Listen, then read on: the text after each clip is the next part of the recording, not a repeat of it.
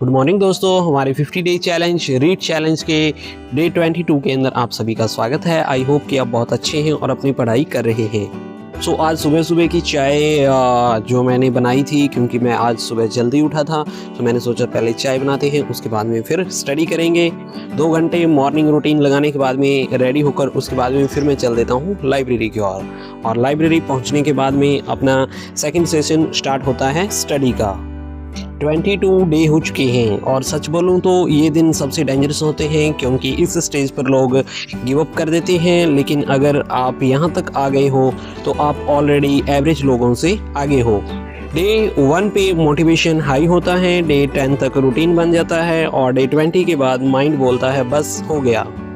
आज थकान होगी, बोर फील होगा, लगेगा रिजल्ट मिलेगा या नहीं।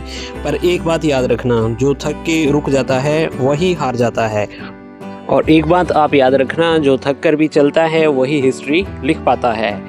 आज मैं भी परफेक्ट फील नहीं कर पा रहा हूँ, नींद कम है, प्रेशर ज़्यादा है, दिमाग में 100 डाउट्स हैं। पर मैं एक चीज़ हमेशा याद रखता हूँ कि मैंने ये इसीलिए स्टार्ट किया है कि मैं अपनी लाइफ चेंज करूँगा। अगर आज मैं रुक गया तो कल भी वही रिग्रेट होगा, वही कंडीशन होगी, वही एक्सक्यूज़ होगी।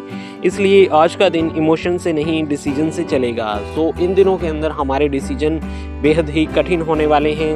आप स्टडी करते हो और इसके अलावा फैमिली को टाइम देते हो, फ्रेंड सर्कल के अंदर जाते हो, वो आपके लिए इम्पोर्टेंट नहीं है। आपके लिए सबसे ज़्यादा इम्पोर्टेंट स्टडी है। सो अपने स्टडी को ज़्यादा से ज़्यादा टाइम देना है।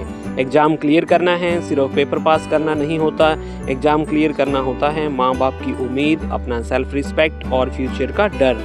हर टॉपिक जो आज टफ लग रहा है, कल वही आपका कॉन्फिडेंस बनेगा। सो इसी तरह से याद रखो, पढ़ना मुश्किल है पर फेल होना और ज़्यादा मुश्किल है। सो आज की इस मोटिवेशन के बाद अपनी बात करते हैं हमारे स्टडी रूटीन की। स्टडी रूटीन जैसा कि मैंने आपको बताया था, सुबह घर पे स्टडी, उसके बाद में फिर लाइब्रेरी के अंदर। और अभी जो अपना मेन फोकस चल रहा है वो यही चल रहा है कि मैं अपना पूरा का पूरा सिलेबस 1 वीक के अंदर कवर करने की, रिवाइज करने की कोशिश कर रहा हूँ। लेकिन मुझे लग रहा है कि 1 वीक के अंदर नहीं हो पाएगा, क्योंकि हमारा सिलेबस बहुत ही ज़्यादा है।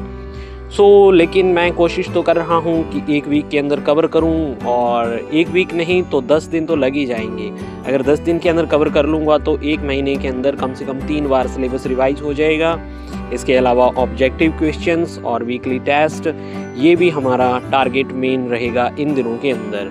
आप ज़्यादा से ज़्यादा ऑब्जेक्टिव करो और पुराने ओल्ड पेपर्स हैं उनको सोल्यूशन करो, ये आपके लिए बहुत ही फ़ायदेमंद होने वाले हैं। इसके अलावा इन दिनों के अंदर आप ऑथेंटिक बुक्स पढ़ो, जैसे RBSC की, NCERT की बुक्स और ओल्ड क्वेश्चंस, ये बहुत ज़रूरी है। लाइब्रेरी के अंदर अगर बात करें तो आपको माहौल कैसा मिल रहा है वो सबसे ज़्यादा ज़रूरी है, क्योंकि अभी सर्दी है। अगर आप घर पे बैठ के भी परफेक्ट पढ़ाई कर पा रहे हो तो आप घर पे बैठ के भी पढ़ाई कर सकते हो। और लाइब्रेरी के अंदर अगर आपको अच्छा लग रहा है तो लाइब्रेरी के अंदर भी स्टडी करो, लेकिन आपका वे पॉजिटिव होना चाहिए और नेगेटिव बातों से दूर रहना है, क्योंकि कई बार अपनी सर्कल के अंदर बहुत से ऐसे लोग मिल जाते हैं। डे 22 कंप्लीट, कल डे 23। ना मोटिवेशन की गारंटी है ना ही इजी होने की। 50 दिन का चैलेंज लिया है तो रुकूंगा नहीं। सिलेक्शन हो चाहे ना हो, लेकिन ये जर्नी मेरी पहचान बनेगी।